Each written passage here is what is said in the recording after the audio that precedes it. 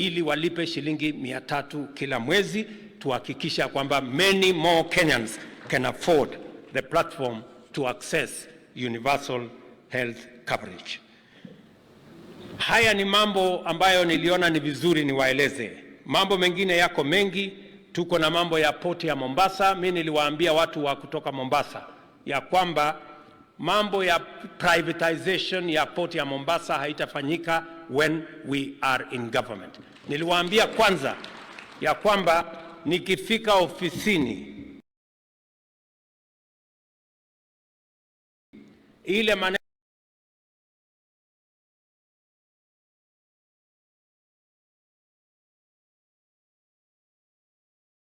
ya kulete CFS Nairobi, ya kulete operations ya port ya Mombasa Nairobi, tutarudisha port operations to Mombasa, na tulifanya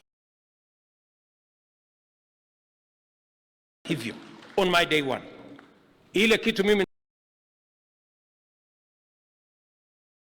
nataka niwahakikishie ni kwamba ile port sasa tunataka tuipanue vizuri na tuweke nafasi